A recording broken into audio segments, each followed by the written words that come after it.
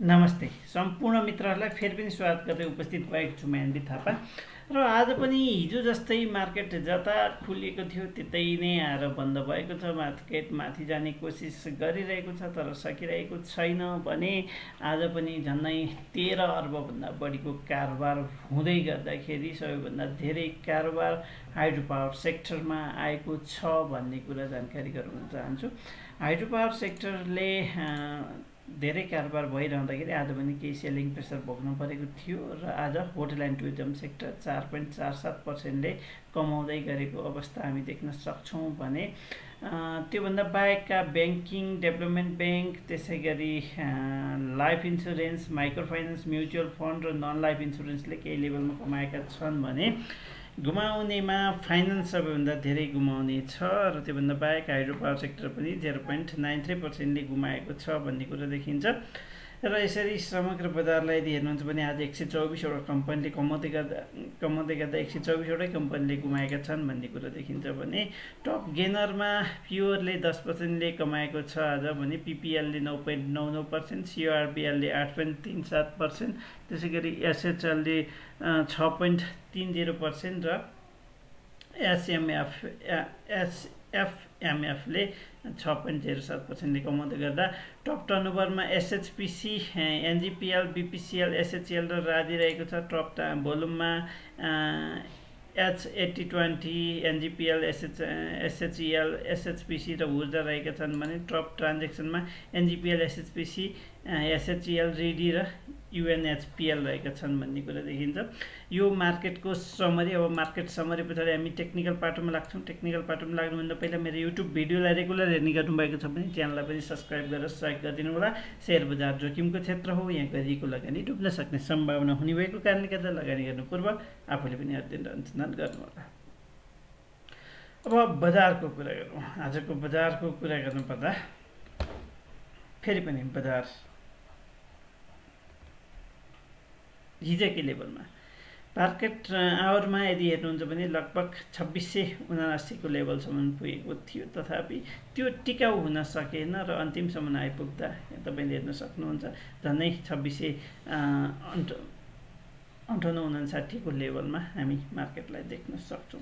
र यहाँनिर हिजोको लो जुन छ, हिजोको लो भन्दा तलबाटै ओपनिङ लिएको थियो, तथापि त्यो लो भन्दा तल क्लोजिङ हुन सकेन। त्यसलाई हामीले पोजिटिभ पाटोको रूपमा हेर्नुपर्ने हुन्छ। लगभग 2652 को लेभलको ओपनिङबाट मार्केट मास्तिर लाग्न थालेको र विथ भोल्युम नै बसेको छ। यहाँनिरसम्म आइपुग्दा एउटा पोजिटिभ पाटो के हुन्छ भने जुन हायर लो छ त्यो हायर लोमै बजार छ भन्ने कुरा अहिलेसम्म हामीले बुझ्नुपर्ने हुन्छ। र 2600 यो जुन सपोर्ट जोन छ 2625 को लेभल, यो जोनलाई चाहिँ हामीले एज अ सपोर्टको रूपमा लिनुपर्ने हुन्छ भन्ने कुरा बुझ्न सकिन्छ। 2625 को जोन यदि सपोर्ट जोन हो भने त्योभन्दा तलको लेभललाई चाहिँ स्टप लस लेभल मान्नुपर्ने हुन्छ। तथापि मार्केटमा भोल्युम जसरी आइरहेको छ, जसरी हाइड्रो पावर सेक्टरमा मात्र एकरो लगानीकर्ता देखिन्छ, त्यो कारणले गर्दा धेरै स्टकहरू जुन हाइड्रो पावरको छन् त्यसले कमाएका पनि छन् र सीमित स्टकहरू मात्र चलेका छन् भन्ने कुरो पनि हामी प्रष्ट रूपमा देख्न सक्छौँ। अब हाइड्रो पावर सेक्टरको सेक्टर एनालाइसिस पनि गर्नेछौँ। अहिले पनि नेप्सेकै एनालाइसिस गरौँ।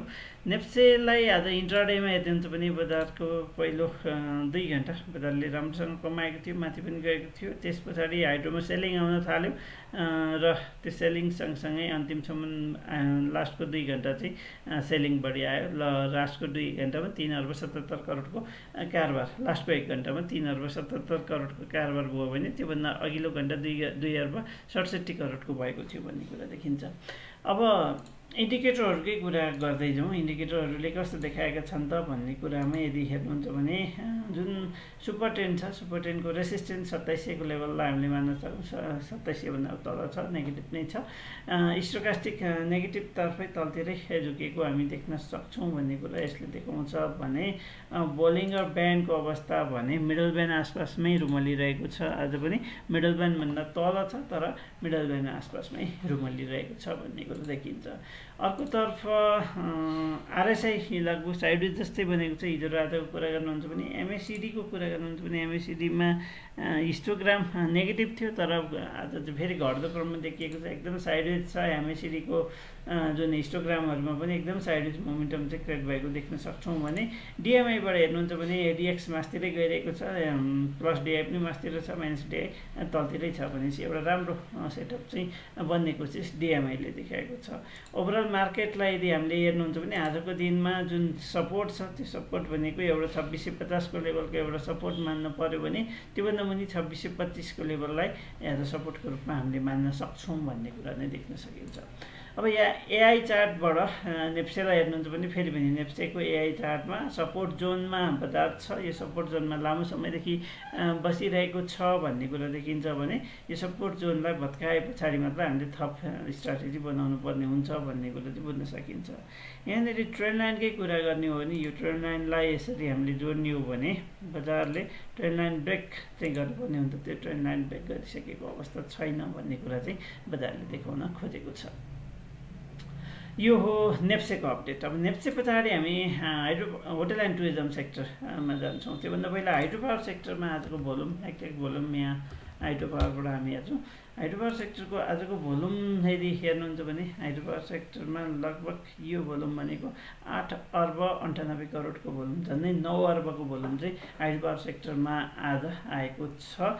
र सरस्वती भन्नुपर्दा यो स्टोकास्टिक जुन अपर जोनमा थियो अलिकति सेलिङ चाहिँ हाइड्रो पावर सेक्टरले फेस गरेको छ आज भन्ने कुरा चाहिँ देखिन्छ। त्यो हाइड्रो पावर सेक्टरको सेलिङ हुन त यो सेलिङ धेरै दिन नटिक्न पनि सक्छ, किन भन्दा सुपर ट्रेन्डको सपोर्ट जोन नजिकै छ। यो सपोर्ट जोनभन्दा माथि बस्दासम्म यसलाई पोजिटिभ नै मान्नुपर्ने हुन्छ इन्ट्राडेबाट हेर्दाखेरि भन्ने कुरा चाहिँ हामी देख्न सक्छौँ। तथापि केही लेभलमा सेलिङ चाहिँ हाइड्रो पावरमा देख्न सकिन्छ। अब यहाँनिर हामीले अर्को हेर्ने भनेको सेक्टर होटल एन्ड टुरिज्म जुन आज झन्डै 4.5% बढीले बढेको छ। होटल सेक्टरलाई हामीले कसरी हेर्न सक्छौँ त हामी त्यो बारेमा पनि चर्चा गर्छौँ। र यहाँनिर होटल सेक्टरलाई पहिला एउटा नेकेड चार्टबाट हेरौँ। जुन लेभलमा सपोर्ट लिँदै हाइड्रो पावर होटल सेक्टरले सपोर्ट लिएर हायर लो बनाउँदै मास्तिर गइजाने क्रममा आजको दिनमा ह्युज भोल्युम चाहिँ हामी देख्न सक्छौँ। हाइड्रो पावर सेक्टरको भोल्युम झन्डै 1 अर्बको हाराहारीको भोल्युम 94 करोडको भोल्युम चाहिँ हाइड्रो पावर सेक्टरमा हामी आजको दिनमा देख्न सक्छौँ। र लामो समयदेखि साइडवेज बसिरहेको मार्केट थियो, आज एक्कासी यसरी बढेको छ भन्ने कुरा देखिन्छ। तथापि यो साइडवेज मार्केटकै एउटा हिस्सा चाहिँ हुनसक्छ भनेर पनि हामीले यहाँनिरबाट बुझ्न सक्छौँ। त्यो कारणले गर्दा आज एक दिनको बढाइ ब्रेकआउट छैन, त्यो कारणले गर्दा पर्खर हेरेको अवस्था नै बनाउनु उपयुक्त हुन्छ भन्ने कुरा हो। लास्ट यो जुन बटमबाट चाहिँ मास्तिर जाने क्रममा चाहिँ भोल्युमहरू चाहिँ बिस्तारै जेनेरेट भइरहेको छ भन्ने कुरा चाहिँ यसले देखाउन खोजेको छ है त।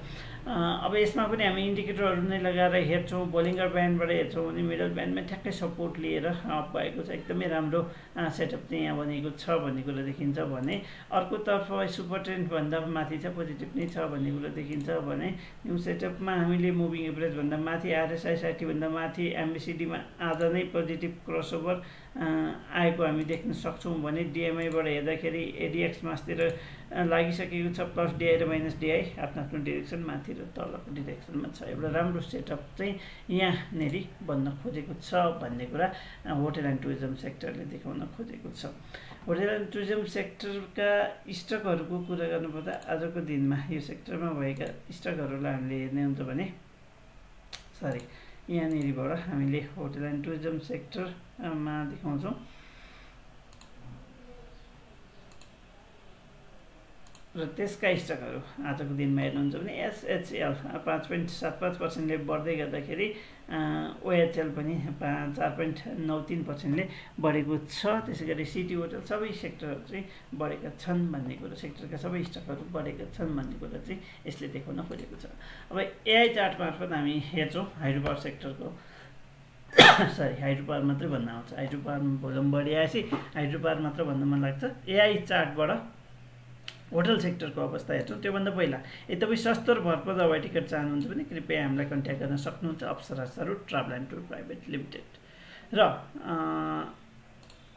एआई चार्ट मार्फत हामीले देखाउने गरेका छौँ। एआई चार्ट विशेष गरेर तपाईँहरूको स्टकको एनालाइसिसको लागि पनि एकदम इम्पोर्टेन्ट हुने भएको कारणले गर्दा तपाईँहरू एआई टुल्सको युज गरेर पनि आफ्नो स्टकको एनालाइसिस गर्न सक्नुहुन्छ भन्ने बारेमा जानकारी दिँदै भिडियोको डिस्क्रिप्सन बक्समा लिङ्क छ, त्यो लिङ्कमा गएर क्लिक गर्न सक्नुहुन्छ। एआईले अलिकति जुन हेड एन्ड सोल्डर प्याटर्न देखाएको थियो अलिकति नेगेटिभ हुनसक्छ भन्नेतर्फ इङ्गित गरेको थियो, तथापि त्यो इङ्गित गरे तापनि बजार चाहिँ अलिकति मास्तिर लाग्न सुरु गरेको छ। अब यो जुन ट्रेन्ड लाइन छ त्यो ट्रेन्ड लाइनमा ठ्याक्कै आज रेसिस्टेन्ट लियो भन्ने कुरा हो। ट्रेन्ड लाइन थोरै मात्र टच गर्न बाँकी रह्यो र यो रेसिस्टेन्ट जोन पनि हो। यो रेसिस्टेन्ट जोनलाई पनि यसले फेस गर्यो आज भन्ने कुरा देखिन्छ। अब भोलिबाट मार्केटले कस्तो रियाक्ट गर्छ, आजको जुन भोल्युम छ यो भोल्युम अनुसार यदि हेर्नुहुन्छ भने जस्तो यो 1 घन्टालाई मैले देखाएँ भने 1 घन्टाको भोल्युमबाट हेर्दाखेरि अलिकति यो एरियामा अलिकति बढी सेलिङ चाहिँ देखिन्छ। झन्डै मैले यहाँबाट हेरेँ यसलाई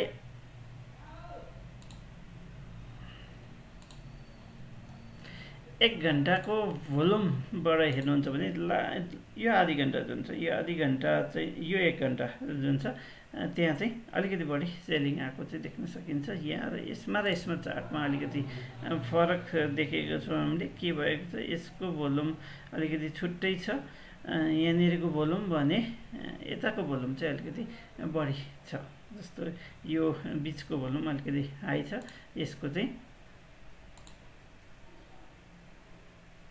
बिचको भोल्युम अलिकति लो देखाएको छ। त्यो कारणले गर्दा खासै मैले यसमा कमेन्ट गर्न चाहेन, तथापि यो लेभलमा केही प्रफिट बुकिङ आएको थियो भन्ने कुरा देखिन्छ र अन्तिमसम्म आइपुग्दा तपाईँले हेर्न सक्नुहुन्छ रेसिस्टेन्ट एरिया चाहिँ फेस गरेको छ। तथापि अब मार्केटले ब्रेकआउटलाई सस्टेन गर्छ अथवा गर्दैन त्यो भने हेर्न बाँकी छ भन्दै आजको लागि भने चाहिँ भिडियो यति नै गर्न चाहन्छु र अर्को भिडियो लिएर पुनः भोलि उपस्थित हुनेछु भन्दै तबसम्मको लागि बिदा हुन चाहन्छु। हस्त, नमस्ते।